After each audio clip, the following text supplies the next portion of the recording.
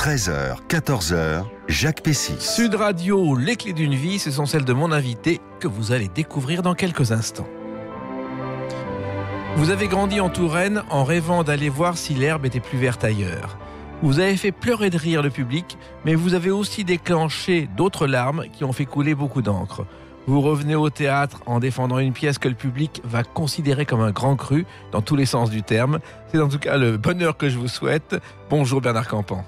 Bonjour Jacques Pessis, bonjour tout le monde. On se retrouve, alors là, on va bien sûr parler du passé, le nombre de personnes qui vous retrouvent en parlant des inconnus, c'est essentiel, mais il y a eu beaucoup d'autres choses dans votre vie. Il y a cette pièce au Théâtre de la Renaissance dont on parlera longuement tout à l'heure, mais le principe de l'émission, c'est de vous redécouvrir à travers des dates clés. Eh bien, allons-y. Alors la première que j'ai trouvée, 24 mars 1982, est-ce que ça vous dit quelque chose ?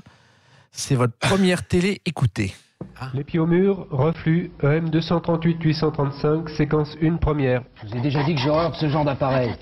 Reflux, un film pour enfants, un film pour la jeunesse, et vous êtes dedans. Ah oui. Votre première télé. Ah oui, j'ai jamais revu ça. Eh ben voilà. J'ai entendu la voix là, ça fait bizarre. Ouais. C'est l'histoire d'un savant qui a inventé une machine à inverser le temps. Ouais. Et il tente l'expérience sur une plante et sur lui-même. Et c'était un film pour la jeunesse. Et c'est bien avant le Théâtre de Beauvoir, votre première télé. Alors donc c'est pas 82, alors ça doit être encore avant. Parce Ouais, que le Théâtre de Beauvoir, c'est 81, 82. Oui, c'est juste avant le Théâtre de Beauvoir, ça passe à la télé. Oui, c'était ça, ouais. Et c'était votre première apparition. Je crois qu'il y a Michel Bernier aussi dans un rôle. Oui. Et vous étiez avec une perruque et des moustaches. Oh, alors j'aimerais bien, ça doit être assez pathétique. Ouais, non. J'aimerais bien voir ça.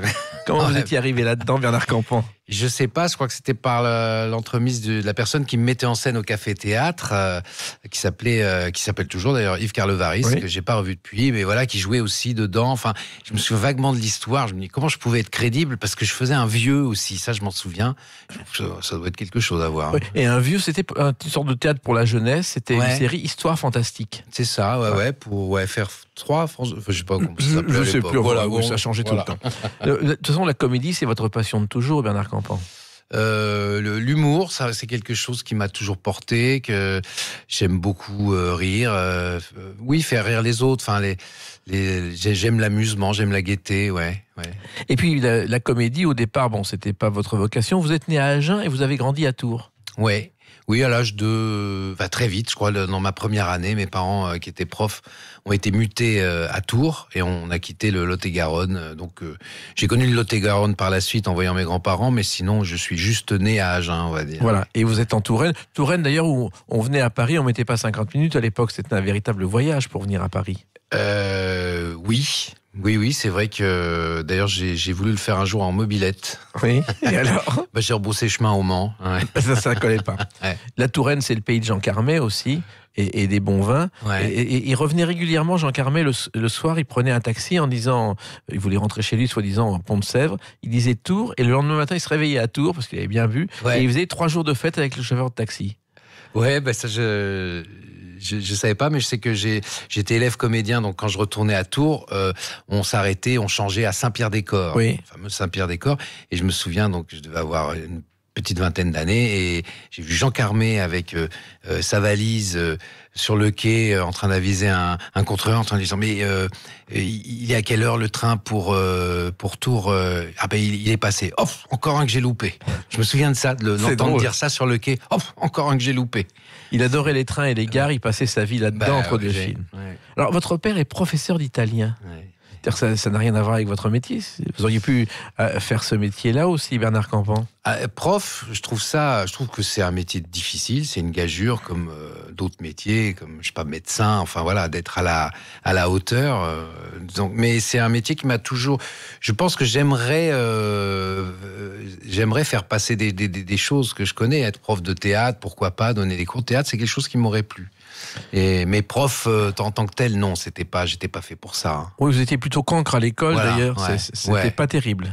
Ouais. Je me demande même si j'ai pas tenté le concours de l'école normale, qui était complètement fou, parce que je pouvais pas écrire 2 mots sans faire une faute d'orthographe. Donc, mais je pense pour faire plaisir à mes parents, il me semble que j'ai tenté ça à un moment. Ouais. Et en plus, il y avait des conversations intellectuelles à la maison, alors que Ouais. vous étiez plutôt l'inverse.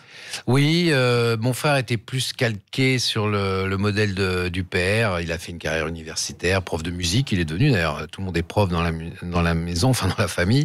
Et moi, non, j'étais un peu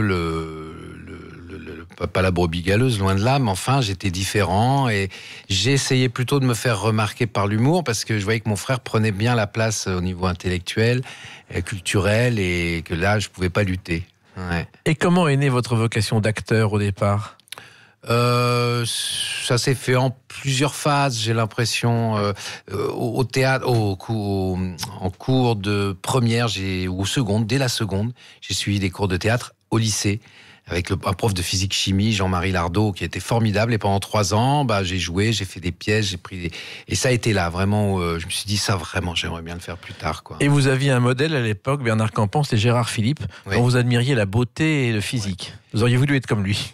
Oui, parce que ce que je trouvais troublant chez lui, c'était cette beauté et puis ce mélange de tristesse et avec ce sourire là, il avait ce regard triste et ce sourire en tout cas dans une photo qu'on avait fait de lui dans le CID, il avait ce mélange entre la tristesse et le sourire. Je trouvais ça fabuleux. Ouais. J'étais très admiratif. Ouais. Et il avait tourné Le Diable au corps avec Micheline Prel. Il y a une anecdote assez curieuse d'ailleurs parce que aux essais on trouve qu'il a les oreilles décollées. Donc la maquilleuse lui colle les oreilles et pouf, juste avant le tournage, il décolle les oreilles. Personne s'en est aperçu. Il a été admis, soi-disant avec les oreilles collées. Et tous les matins, on lui collait les oreilles et juste avant de tourner, pof, il les décollait. Et personne ne s'est jamais aperçu de rien. J'aime bien cette anecdote parce que ça me fait peut-être un point commun avec Gérard Philippe. Il y en a peut-être d'autres, j'espère. Ouais. Mais c'est qu'avant de tourner dans le Bertrand Blier avec Monica Bellucci, à l'image, il regrettait un peu de voir mes oreilles à la fois pointues et décollées. Et donc, il a été envisagé de les recoller. Oui. Ça n'a pas duré longtemps. Parce que je crois que c'est Monica Bellucci qui a dit maintenant, il faut lui laisser ses oreilles de petit loup. Voilà. Eh ben ouais. Le petit loup, en tout cas, il a passé le bac, malgré le côté cancre. Vous avez réussi le bac ? Oui, là, ça s'était déjà redoublé. Ça avait été un traumatisme en 4e. Fallait que j'ai le bac. Donc, j'étais parti faire une colonie de vacances en tant que moniteur. Et j'ai reçu un télégramme à l'époque, vous vous rendez compte, un télégramme de mes parents. Premier tour, j'avais le premier tour, rentrer immédiatement ou impérativement, je me souviens plus, il fallait que je rentre. Donc j'ai quitté la colo pour partir passer ma deuxième le deuxième rattrapage que j'ai eu au rattrapage, oui. Et vous êtes directement ensuite parti à Paris au cours Simon. Oui. Et après, ma mère m'a dit parce que j'aimerais bien faire un tour du monde. J'avais une envie d'année sabbatique comme ça après le bac, parce que passe ton bac et après on verra. J'avais passé le bac quand même. Et en fait, elle me dit non, si tu pars faire un tour du monde, tu vas revenir drogué de Katmandou. Non. Alors que j'ai très bien pu me droguer à Paris d'ailleurs, très bien. Mais ça coûtait moins cher. Et donc elle m'a dit, je t'ai inscrit au cours Simon, tu vas faire les cours Simon. Et en fait, elle m'a un peu forcé la main, quoi. Et ça a été un peu les galères parisiennes. Un peu la galère confortable. Moi, j'ai des parents qui me payaient mon petit studio, ma chambre. Pendant 2 ans, 3 ans, ils m'ont payé une chambre. Et puis voilà, j'avais un peu d'argent de poche. Mais je sais que j'avais une certaine fierté à ne pas leur demander trop d'argent de poche, parce que j'étais persuadé qu'il fallait galérer, il fallait manger de la vache enragée pour réussir. Et donc, ils m'ont donné un peu d'argent de poche au départ, et j'ai jamais demandé d'augmentation. J'ai dit non, ça suffit, et j'étais limite pour bouffer, quoi. Vous en sortez, et puis il y a une chose qu'on sait peu sur vous, Bernard Campan, c'est que vous avez chanté dans un groupe de rock qui s'appelle Cristal, La complainte du pont de Pierre. Qu'est-ce que c'est que ça ? On faisait un groupe de rock avec les copains de Tours, et qui s'appelait le groupe Cristal, effectivement. Et puis un jour, le pont de Tours s'effondre. Oui. Grand événement dans la région de Touraine, à Tours en tout cas. Et là, le type qui nous louait l'endroit pour qu'on répète nous dit ça serait bien, faites une chanson, on va faire un disque. Et donc dans la nuit, on écrit les paroles, la musique. Le lendemain, on enregistre La complainte du pont de Pierre. Mon Dieu, là aussi. J'ai essayé de la retrouver sur YouTube, c'est introuvable. C'est introuvable. Ouais. Ah ouais, je suis comme ça, moi. Je suis pas facile à retrouver. Voilà. Alors ça a été le point de départ d'autres choses, c'est ces chansons. Et ces autres choses, on va en parler à travers une autre date, le 3 février 1996. À tout de suite sur Sud Radio avec Bernard Campan.